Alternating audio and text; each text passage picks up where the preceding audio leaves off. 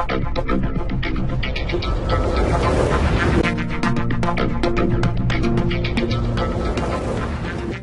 that you know about 861, this is a time where you can get up and leave if you want. No? Okay. Yesterday we had a tour of Bakersfield. Never thought watching the Beverly Hillbillies that Judd Klumpp shooting after some food. Up from the ground come bubbling crude. Oil, that is. So we have some issues we need to talk about today that deals with plan holders and contingency. Okay, some concepts I'm going to throw out for you today. Nothing's been decided. They're just concepts. They're what plan holders have to do, like Ryan Henny Vaughn said. I'm going to kind of restate and get a little more in the weeds for you this morning. Some people that saw the Sacramento presentation, he came back for more because it was so good. I mean, free admission, free parking. Where else can you get this stuff, right? Okay, so I'm going to talk about contingency plans first, and we're going to talk about rail contingency plans. There's not going to be a PowerPoint presentation first. There's going to be some examples of maps that we looked at. And what did we need to do? We needed to break the state up into manageable size hunks, chunks, clumps, whatever you want to call them, that plan holders we could break the state up in the manageable size pieces, right? And I'm going to walk through that through IRMA. And is everybody familiar with IRMA? What IRMA does? Yeah. Okay. So IRMA is a NOAA product. It's a online, and it stands for Environmental Response Management Application. And anybody can go to these maps. Like I said, they're online. They use them during spills. Not the expert by any means about IRMA. Here it is. It's Southwest IRMA is where you need to be to get into the California piece.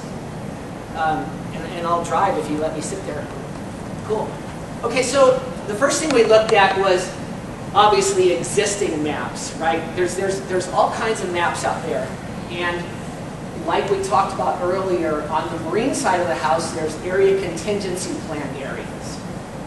Everybody familiar with those? Those go up and down the coast. We use those, plan holders use those when they have a spill to reference that in their plan for sensitive site protection and staging areas. There's all types of things in area contingency plans. And they look like, yeah, they look like, remember this is a free presentation.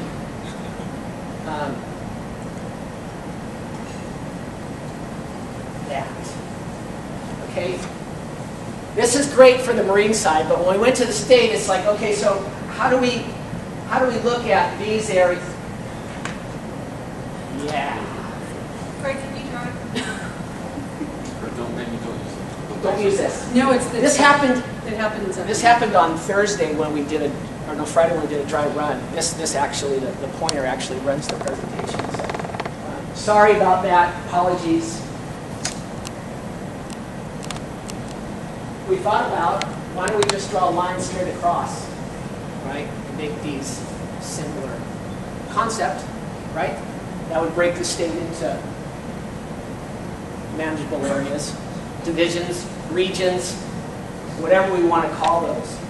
There's a reason why we have to look at these, and I touched a little on it. You know, the first one is for plan holders breaking the state up into regions, areas. The second one is we have to consider emergency response, both for our local partners, these maps that I'll show you,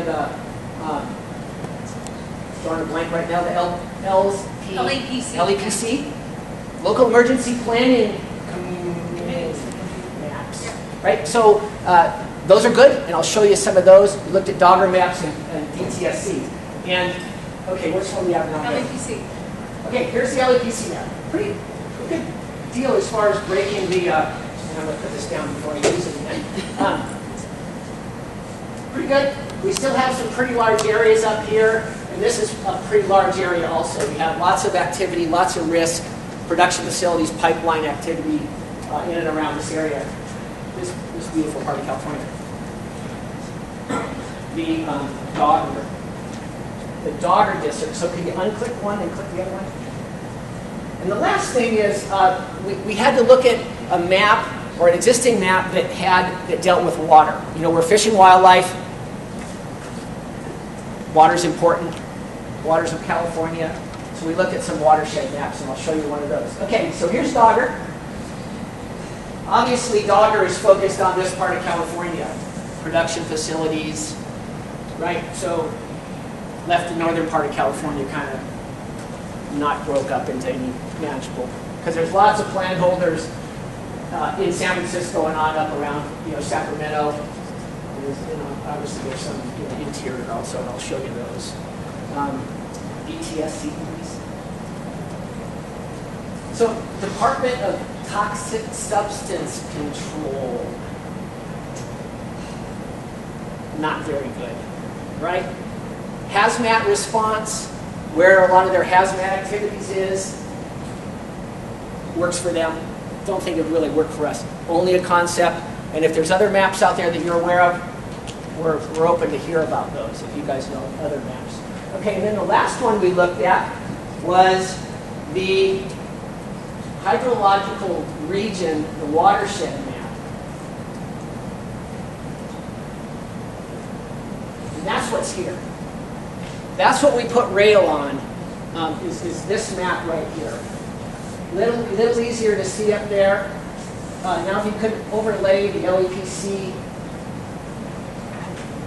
map on top of that, you'll see that this is a nice little fit when you overlay the local government OES map on the watershed map. You get some similarities, but yet you have these pieces, the Bakersfield, the Kern County, and all that. Sir? Chris, is that the same as you're saying the state water regional control boards? State regional water control, yeah. Is that Did we look at those maps? We did look, I'm sorry, we did look at those maps. So what Chris is talking about are watershed maps. Yeah, watershed, Those are the maps that the regional water quality control boards use to track where watersheds are, right? So if you talk about when oil spill into water, the oil isn't going to follow the DTSC map. It's not going to follow the LAPC map.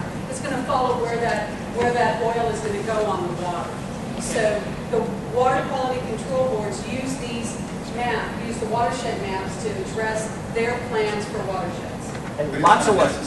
It's not their region. No, it's not, yeah. Yep. And if you have other maps that you're aware of, like I said, please, you know, blurt them out. We'll capture them, drill capture them, and we'll look at them, you know, in our work groups. And that's something that Yvonne didn't talk about. As you came in and signed in, there's work groups that we've set up. One of them, I think, is the planning and response area concepts. So if you'd like to be involved in that work group, please sign up. Okay, let's see, what else I need to cover on maps? Is there any comments, questions on these maps? How we went about it? This is just the overall for plan holders. Nothing. Good. Okay. Then we'll talk about contingency plans.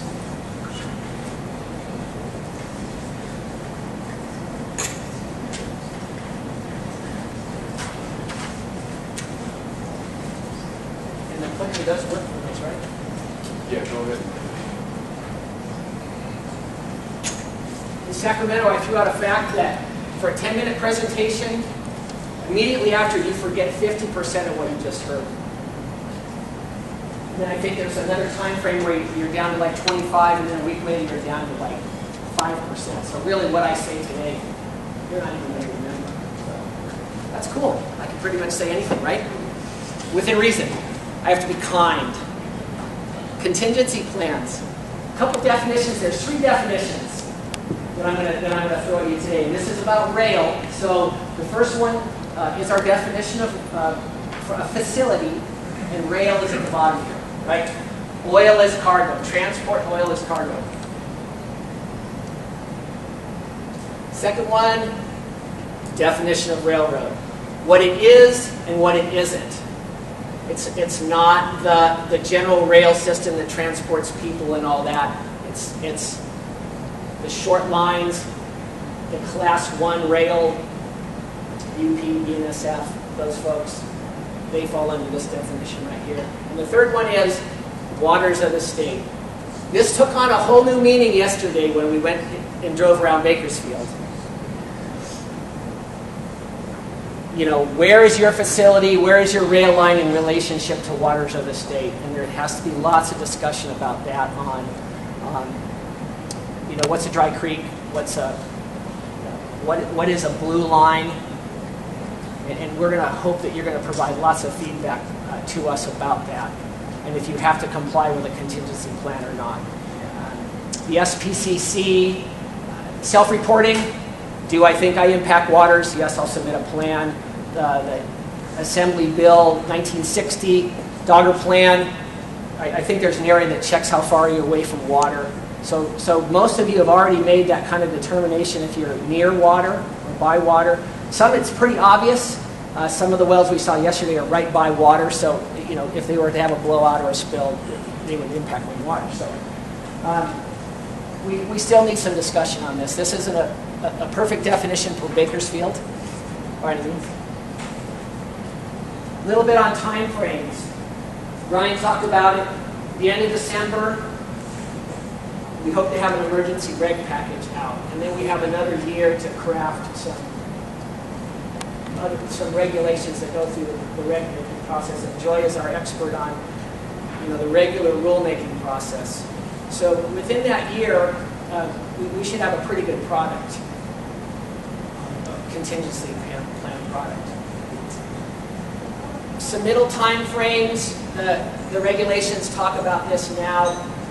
We're going to talk a lot today about the marine side and the inland side. It's really a statewide thing, but there's already some things on the marine side that Ryan talked about that work really well. One of them is the submittal time frame. Once the regulations take effect, then you have 60 or 90 days to submit your plan to us. And that might be just... Who decides that? Ryan. No, Whether it's 60 or 90, that's a what's good the question. basis for that? Well, I think we're going to have to look at now, because it's such a short fuse, we're going to have to probably look at a longer rather than a shorter one. And you have that data? We do. I think we do, right? I mean, some of it's in legislation.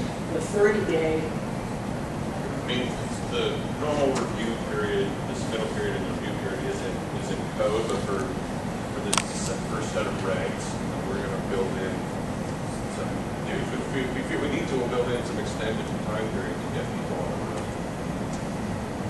Right. You know, when the regs first came out, we had like 180 days, and that was way too long. So we're trying to just make them make sense. I know that sounds incredible for a government agency, but we're trying to take the existing regulations and did they make sense over here? If not, let's either shorten them or lengthen them.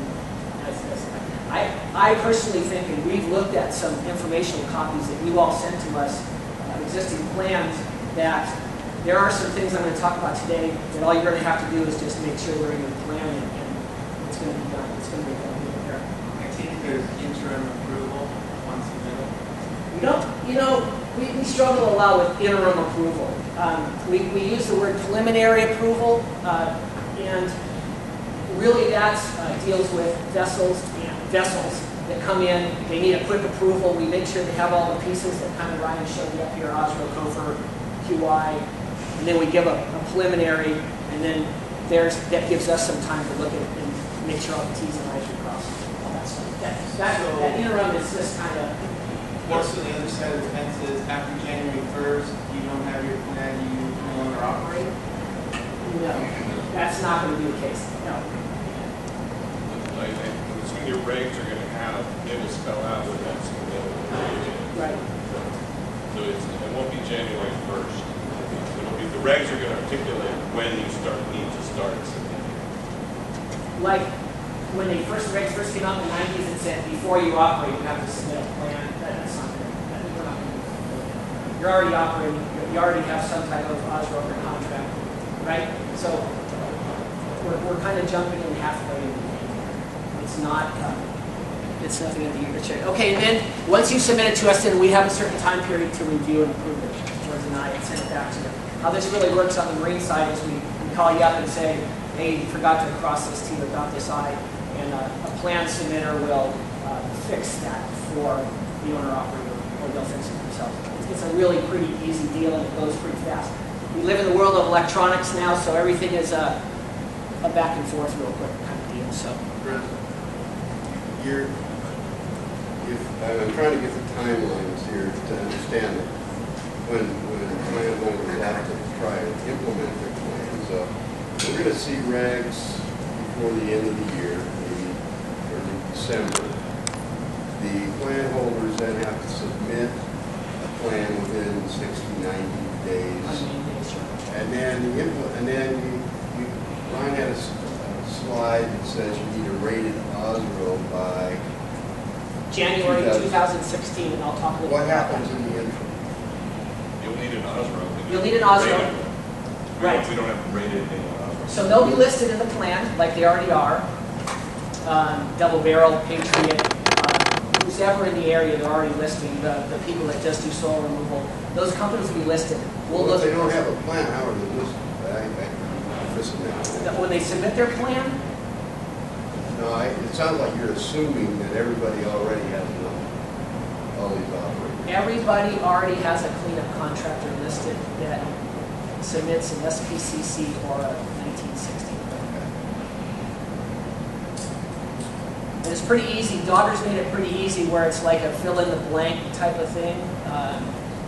Says cleanup contractor right on there. And this includes railroads. No.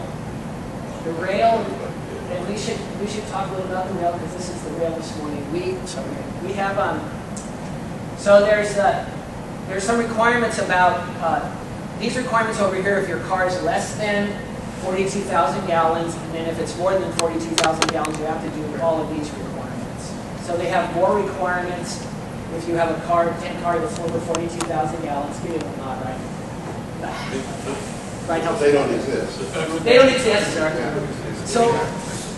So there's some issues that we have with rail plans.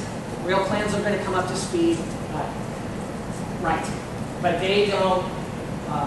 They have a cleanup contractor because they. Yeah, all right. I think it says list of cleanup contractors or list of equipment. Under the 42,000 gallons. Surely, we've only had a month to get up to speed on everybody else's plans, but I think for the most part, because UP and BNSF have done a real good job of being proactive and leaning forward, they have already identified who they're contracting with. Right? So we have the warm and fuzzy, which is horrible saying, but that they're already doing that. They're already listing the OSRO, if that's what we're talking about. They've already listed QI and things that are in this plan. I really want to use this pointer. So, this is my pointer. Emergency contacts. All the plans address those. QI, qualified individual. If it's not a qualified individual, they call it something else. We have a definition on the Marine side about qualified individual. Has to live in the United States, has to speak English, know the plan, be able to spend money. There's all kinds of, we've defined qualified individual. It may be a new concept, it may not be a new concept, don't know. And then the rated OSRO and the not rated OSRO, we talked a little bit about that. Thank you, Steve. And Ryan talked about this whole big program. Mr. Jeff Poteet right here runs the Oil Spill Response Organization rating program. OSROs that want to be listed in the plan have to submit an application to us. We review it, make sure that you're addressing all what you want to do, how you want to cover your plan holder, all the services.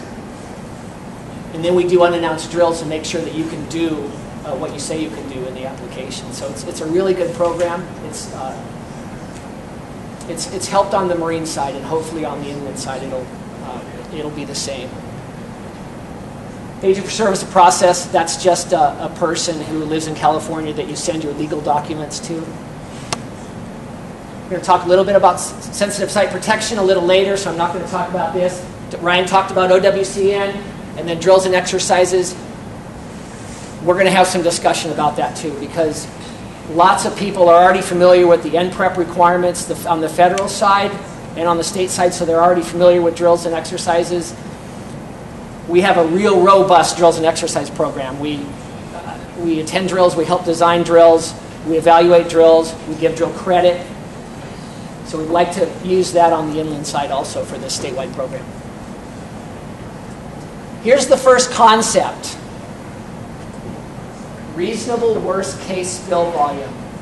Steve, maybe you ought to come up and do this presentation. No?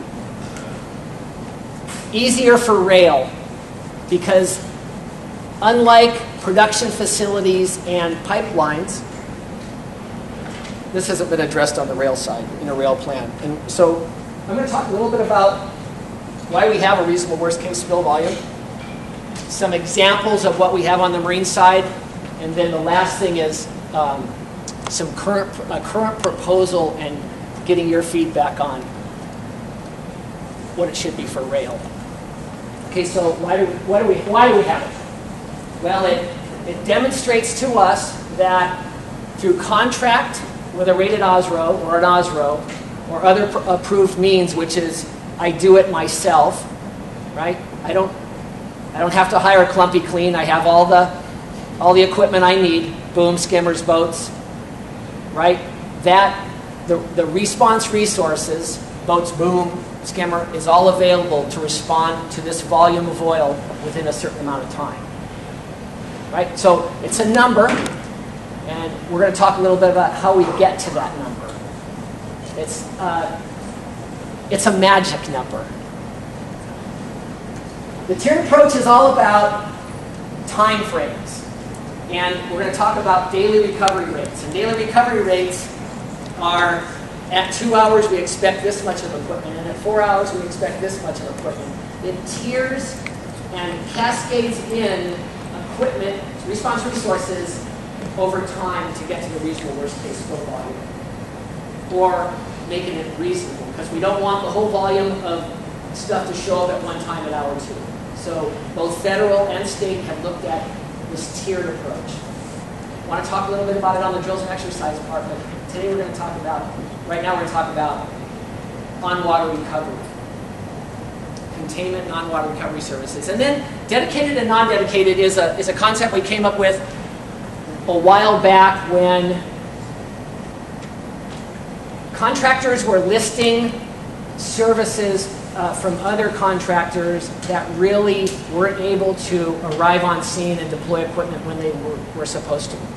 So what dedicated is, and this is within the first 6 hours of a response, we want things like people and storage and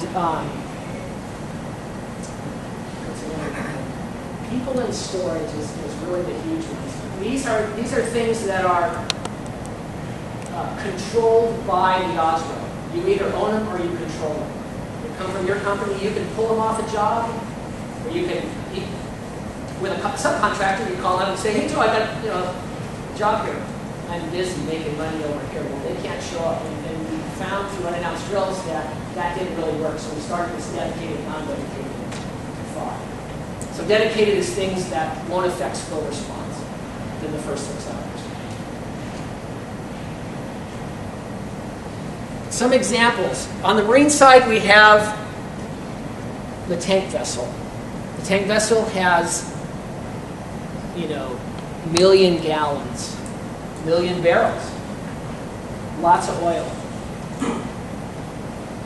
Long before I arrived at OSPR, 25% of the total cargo capacity. So if you look at a completely loaded tank vessel and all the oil that's on it, we're only looking at 25% of that cargo capacity. What they did is they took that volume and then they came up with these tiered approach and these caps. So at this time, we're only going to cap it. We're not going to expect you to bring it all at one time. And there's probably other ways to explain that a lot better, but that's as good as you're going to get right now from me.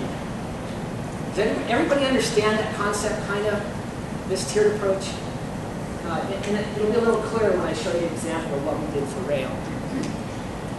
Non-tanks, because they don't carry cargo, oil is cargo, they carry fuel, so they looked at the single largest fuel tank. And then pipelines, which we're going to have on the inland side, like Ryan talked about, is just a math problem.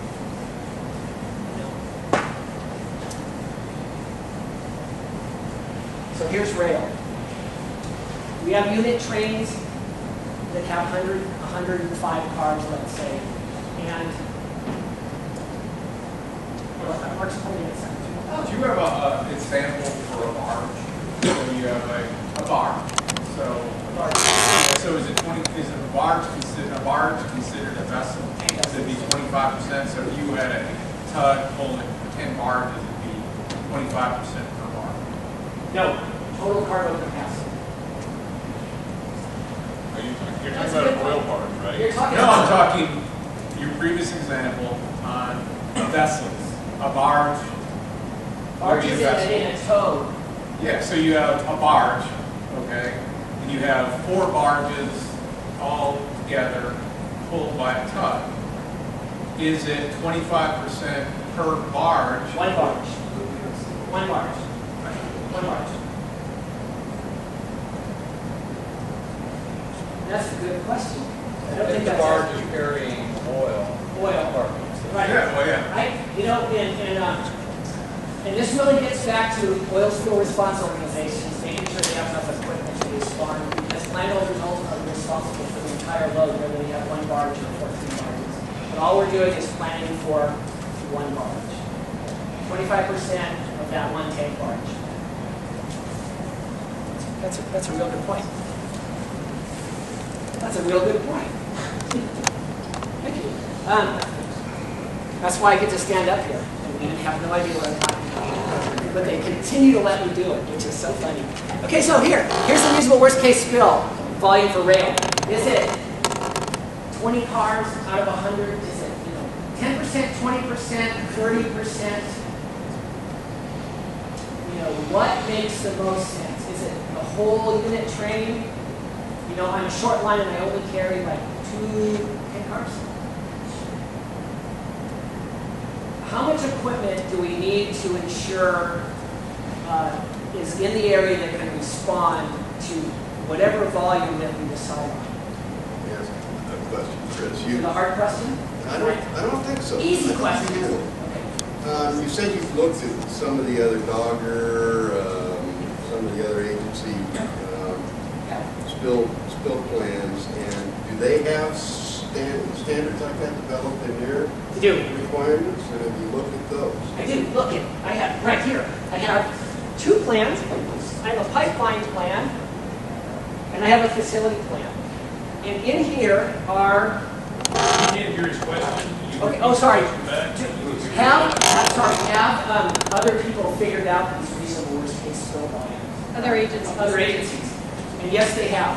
In these plans right here, they looked at worst case discharges and figuring out what that volume of oil is.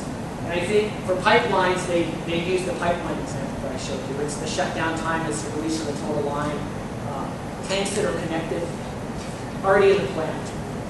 Easy to figure out, I think, for pipelines. Production facilities are a little different animal because they have the well, they have pipelines, they have storage tanks. Aren't they required to have plans with Dogger? They are. They are. What do Well, they yes, define see, the worst case discharge? This one has a 577,000 barrel reasonable worst case discharge. Big. And that's a production facility, It not a is. pipeline. Tank production facility. Facility. Bunch of tanks. So we're going to take this number right here and we're going to tier that out, and we're going to make sure that whatever at 4 hours or whatever we decide at 3 hours, we're going to expect an OSRO to be able to show up and provide some type of response to that volume. It's not going to be the 577,000 barrels. Right, but for purposes of rail. Purposes of rail, thank you. That's why he wants facilitated today. We need to talk about what's reasonable for a tank car, for a rail, a class 1 or a short line. And that's why we have a work group set up. Today, for the example I'm going to show you on the tiered approach, I used 10 cars. You use 10%, right? 10% of. I use 10% of 100. I use 10 tank cars. I use 300 and something thousand gallons. Sorry. There have been numerous unit trains that have already moved throughout the nation, has there ever been one that 10% of it failed? That's where I got that number. I think it was around 400,000 gallons. It was, you know, because not all of them puncture, not all of them leak. They fall off the track. Yeah, they burn. Fire department. But no, for the most part, you know, they fall off and they just put them back on and they go down the merry way. But we have lots of examples when we're outreaching to other agencies. We have a PowerPoint presentation that we can send out. It talks about different accidents and how many cars were involved. You know, if you look at Canada. Chris, the Federal Pipeline Hazardous Materials Safety Agency just put out a notice of rulemaking for tank car standard, but it's a big document, and it has a list of some recent, more dramatic incidents.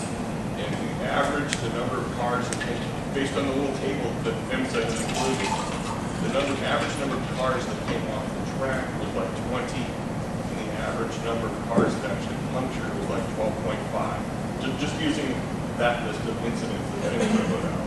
So you asked about 10%. That's another way of looking at it.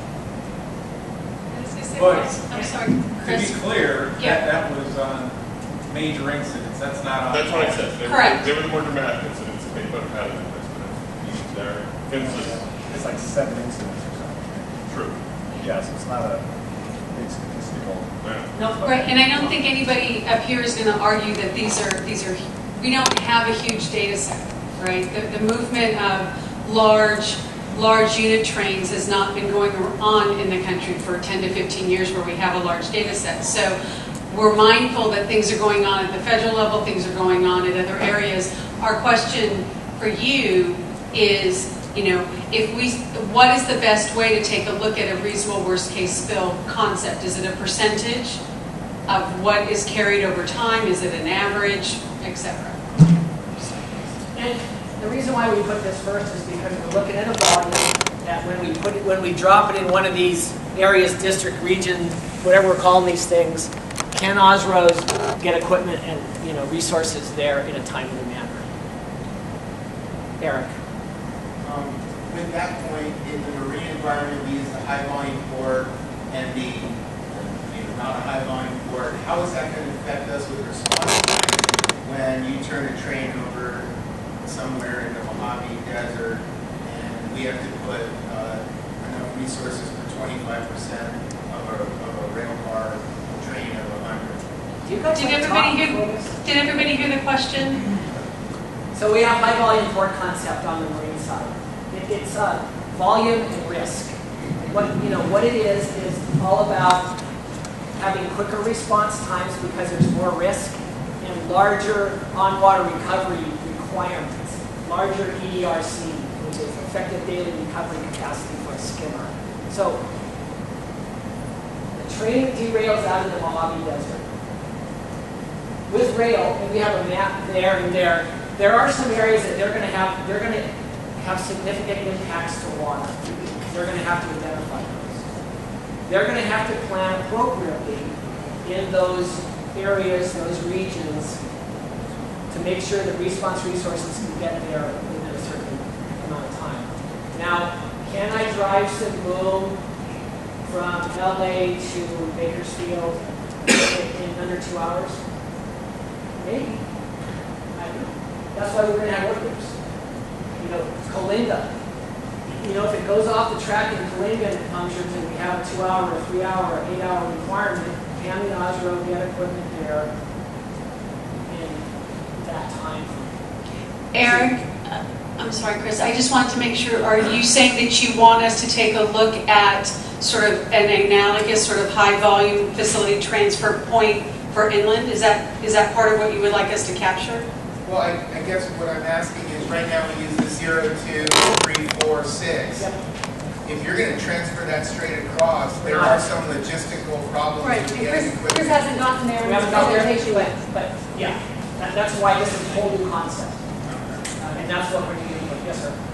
So really to his point, what part of risk assessment is involved in this? So when we, a railroad, develop emergency response plan, especially for water, we look at the risk, meaning parallel versus crossing water, feet from the water, volume of traffic, whether that water is high, medium, or low significance. So what part of the rule is going to look at the risk so we can prioritize what gets done first? Part of the rule. Yeah, so to roll this out in a very short period of time, would you, in my mind, you want to do highest risk first, right? So is there any part of what we're talking about based on the risk? I think once you, as the railroad, identify highest risk, a parallel to a stream that runs fast or over a lake where might get out. Once you look at that and it's a large, and the reasonable worst case is volume X, you're going to contract with resources from whatever time frames that we decide on to make sure that your auto can get there and take care of that area. There'll be other areas around there that you'll probably identify as risk, lower risk, but once the OSRO is identified that can make it to there, all these other areas, all these other districts, all these other regions kind of fall into place with that, right? So you'll just have to prioritize with volume, with risk, because you want to mitigate damage, right? So the most important thing for you is to say, how fast can my OSRO get here? And then of course, you're going to say, we're going to say 2 hours. We're going to drill the OSRO for that. Hopefully you'll drill the OSRO for that. They'll be able to get boom in the water. They'll be able to either deflect it, contain it, skim it. Does that help? Yeah, that does help. I guess the devil's in the details, meaning that we prioritize the risk, Yes, sir. and you review Absolutely. and agree. We actually help you identify those sensitive habitat areas, and that's done in the ACP process, GRP process, geographic response plan process. Some of those are already identified, and they're in red on these maps up here. Some areas have already been identified. More work needs to be done with geographic response plans. All you'll have to do is if you transit through one of those areas, like the Truckee River, then you'll just point to that document. And then through drills and exercises, you'll test that and make sure that works. Your plan works. Your OSRO works, the sensitive site protection. And I'll talk a little bit more about sensitive site protection in this presentation. And no, we never took a break. Well, and I know, but this is great. I just wanted to let you know that I had Joy take down that there needs to be consideration for risk, high risk, and that your suggestion is that we take a look at high risk areas first. I was actually going to check in with you, Chris. Do you want to take a break after you finish with the reasonable worst case spill, and then we do the effective daily recovery rates and things like that? So do you have? That would be wonderful. Okay. Do you have much more on reasonable worst case spill at this point for rail? No. So, please. Question, maybe a very fundamental question. We talked about class ones, we talked about short ones. Right. Facilities that have rail on their property, are they railroads? Facilities that have rail on their... Private rail on their property. So they're the owner-operators of those rail cars. Probably don't own the rail cars. The railroad may spot them at their facility. You transload, they pick it up, and it's gone. They talked about this yesterday at the Plains. Yeah, we went to visit Plains yesterday where they're going to unload, 200 cars at one time, and imagine things are going to happen. On the marine side, and I can only give you that because we're in new territory here, that a tank vessel comes to a dock of a marine facility. They both have the same type of requirements, COFA OSRO, C-plan requirements. One has a spill. Steve, sorry, you want to say something? You got your Well, hand I think halfway up. the way to analyze this question is Gotta that talk a little louder. of a facility, it includes pipelines, all of those elements that create risk. My question to you would be, are those rail cars under your facility's control while they're at your facility? And if so, then I think the contents of those rail cars are considered in your reasonable work. It'd be a part of your facility. That would be one way to look at it. Yeah, as far as figuring the reasonable worst case of the facility, that's what you're going to submit in your contingency plan to us. If those cars come and that's your business, and they have a leak and it's going to be larger, I would think that you would say to yourself, I need a contract with an OSRO that can provide more equipment, quicker time frames. And I think your business model has to drive what. Right, if those cars are under a railroad's control, they will have their own contingency plan They, to cover that. they will. They So, will. so it would be our responsibility until we gave those cars to the facility.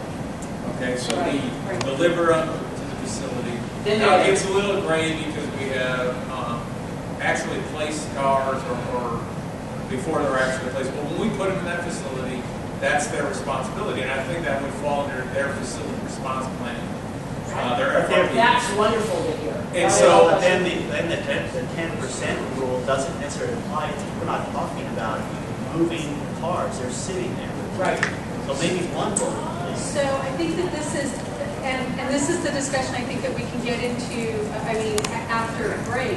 Again, we started off with, there's a lot of things we don't know about rail. There's a lot of things we don't know about how things happen inland. So if this is one of those things that we need to take a look at, does it change a reasonable worst case spill? Is it a part of the facility plan? Is it sort of an addendum to the facility plan? I think those are the questions that we would like to get. And then again, I failed to say this earlier, out in the front, I think everybody signed into, you did, signed into the sign-in sheets, but we also have work groups, so please. As an example, if it's on the BNSF main line, you may be moving 60 to 70 miles an hour. Right, Inside the facility, it's going to be moving 5 miles an hour. right, and maybe that goes to And if risk. it comes to rail, it's just going to flop. There's nothing to bust it up. And I would rails is because we want them to To be. his, Right, to his point, you know, so a worst case projection on a main line can be different than Right. in a facility. So a facility, something happens, the cars roll away, you knock off a valve and you lose part of a rail car. So their worst case would be different than ours. I would say. And the Right, and so in facility- that respect, they're using the car as a tank, for lack of a better way of saying it, right?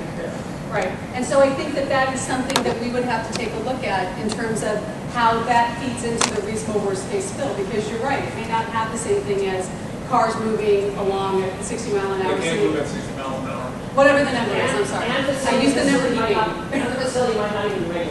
It might be so far away from water to the state. So, you know, those are all the kind of things that Did you you guys get kind that, of. Joy? Okay, so Joy got the concept, is that, yes, Chris? Oh, I just, sorry. to back it up just to prepare for me, in the marine side, we identify under Open 90 duty RP as responsible party. That's what it was oil is.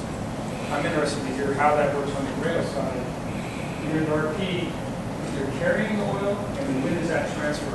So in every state except for I think Washington and California, we would always be the responsible party regardless of cost. So if it was an event that was caused by something else, let's say crossing grade accident, a semi truck parks in the crossing and they cause a derailment, we lose 2 cars.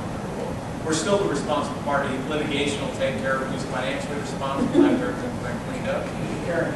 But we're the responsible party Because you were carrying. because we're in care custody of that. Not necessarily your oil, you're carrying. No. Now, there are some states that have also, the owner of the oil has some financial responsibility for cleanup. In 99% of the cases, the railroad is responsible. So when it goes into a facility, at what point? When we deliver those cars, we no longer in care custody of those cars, and now they own their responsibilities that facility. So once they're spotted. Once they're spotted. So you had a question, sir, or comment? Yeah, does ownership of the rail car have anything to do with responsible? No. Okay. Again, let's say a rail car was manufactured inappropriately and tore in half. Okay, so then we have 30,000 gallons of food on the ground. We're still the responsible party. Litigation will take care of later on after the cleanup is done, whether we get reimbursed for that cleanup, but it's still our responsibility. So if an oil company owns the rail cars that you're using, It doesn't matter, it's still our responsibility. Great discussion. Great time. So other things that we want to cover, what Chris covered for reasonable worst case spill, we will pick this up when we come back to break. We're just mindful that We're humans and we need to visit the. Well, I think it's important that the discussion I'm hearing, I think there's a little bit of confusion. You're kind of leading people to believe that they would develop a worst case No, we're gonna get volume. input. Okay, and That's just all to be this clear, concept. the regulations will define What are what reasonable those worst case reasonable spills? worst case spills Just are. like on the marine side. Thank you, Steve. But it is important to gather that information. Right. Oh, absolutely. Now, it'll say 10%, 20%, whatever we determine in the emergency regs, and then we can look at that and say, well, that's too much, or that's not, too little. I don't know. Okay, so I know I got some feedback in the back that folks can't hear, so I just wanted to clarify what Steve said. And his question was that he wanted to make sure that everybody understood that you folks sitting out on the table are not going to determine your own reasonable worst case spill number. We are asking you for input as to what it should be. For rail. For rail. And we'll be doing the same thing for pipeline and facilities this afternoon. Obviously, But we want input. obviously this afternoon we talk about you figuring your own reasonable worst case spill volume because it has to do with line size, it has to do with range tanks. Yes, What is please. that? Before break, can I just put something up on the requirements of plans for railroads? It Sure. seemed that there was some thought that railroads don't have any plans. Oh, no. Oh, no. We know railroads we got don't plans. have the So just to clean it up, Yeah. the DOT does require plans. Now, there are the basic plans Yep. and the comprehensive plans. There is that 42,000 gallon requirement that came in 1996. Okay. There's an advanced notice of proposed rulemaking Yep. to require railroads to go comprehensive plans. I don't think, I know BNSF is going to agree with that. We do have federal facility response plans where we have storage tanks. We have storage tanks that are, and we do a lot of planning, though they're not required to be submitted for transportation patterns. Yep. We do a lot of planning, but currently they're not required to be sent to the state for approval. So Right. I just think it's important that we just don't have any. No. And I hope that, no, you're very proactive. The first people we met was Union Pacific, and they showed us the contingency plan, and lots of good work. If I said that, I'm sorry, that's not. So any other quick questions or comments before we take a break? Okay, so why don't we meet back here at 10:35